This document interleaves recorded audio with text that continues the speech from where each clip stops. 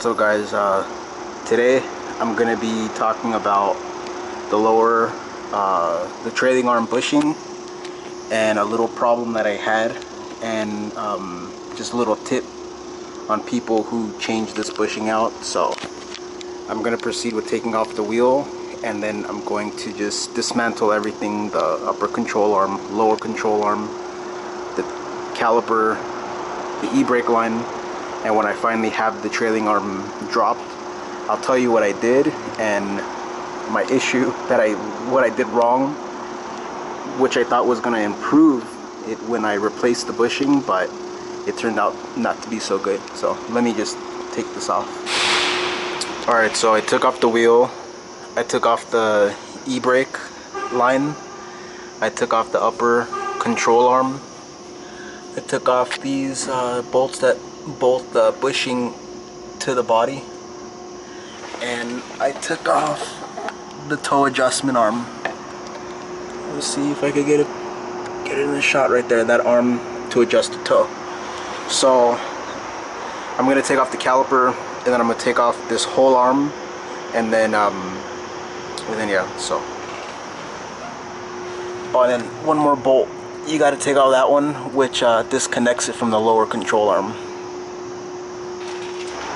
Alright, so I finally got the control arm off. I had to get the ABS sensor out from there, and the caliper. I had to take off the bottom of the strut, lower control arm, to the actual trailing arm. So now that I have the arm out, I'm going to show you real quick. Okay.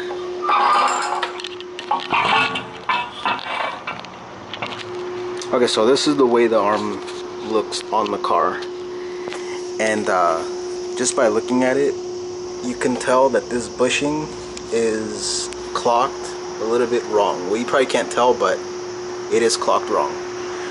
And the reason why, and reason being, is that when you remove this to replace it, you always have to make sure you put it in exactly the same way.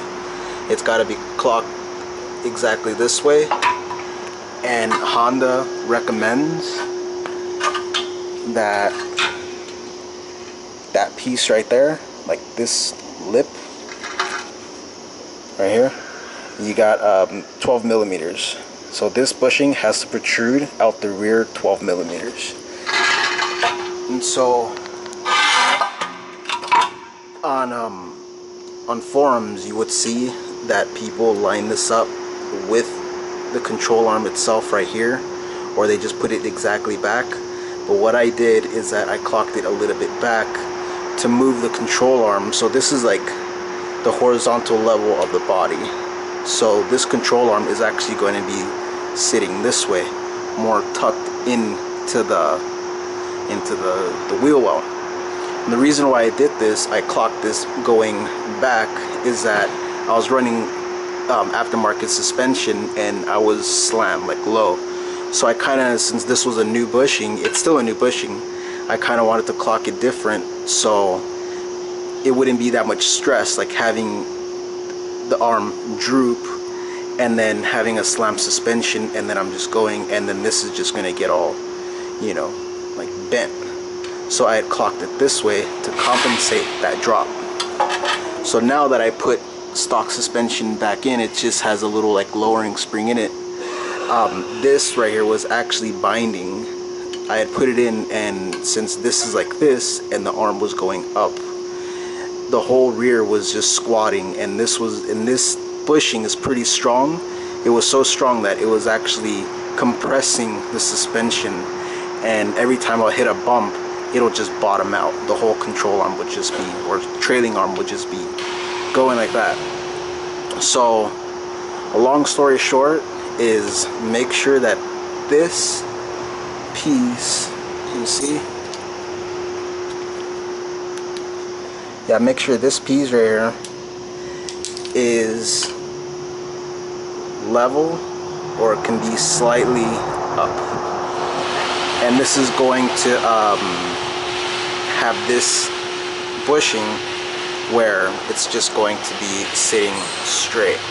Don't try to compensate for ride height, because this will change your ride height, and it will give you negative effects as far as like bottoming out and a clunking noise, a thumping noise, and that's exactly what I got ever since I changed this, and I clocked this wrong. So put this back original and you'll be good. Okay, a couple of things I want to tell you about, which is pretty good to know, is that these sensors, these ABS sensors, they're kind of like semi magnetic, and they could actually get pieces of steel and debris on them. So it's always good to like maybe a little brake clean on a rag and clean these up, clean that sensor up real nice, just to, you know, a little preventative maintenance. And another thing is that I got this bushing out, and I pretty much used this hatchet looking thing, and then I put this in, and well, I took it out, and oh yeah, so I took it out by basically tapping it. And if you look, that this part right here is actually concave. It goes in tapered. It's tapered in like this. So to put it in, you want to put it like that. You just tap around here and make sure you have, like I said, the 12mm protruding out this side. And to remove it is that since it's tapered going this way, you don't want to push it this way, because you'll just be forcing it into, you know, the taperedness. So you want to hit it from the back side using a hammer, and you are gonna mar it up a little bit with some marks, but everything will be good. You'll be good. And yeah, it'll just take you about 5 swings, and these things will pop right out. You do not need the OEM type of tool that they sell for like 120 bucks. So yeah, so those are just a couple little tips, and then you can just get the hammer it back in, make sure you have the 12mm spacing in the back protruding out, and oh, and then like I said, make sure this right here is clocked. It's clocked correctly, and it'll be good to go. And don't forget WD-40, because things, you know, like they rust or they corrode and bind up, so debris gets in here, you know, suspension. So yeah, so a little lubricant and you should be good.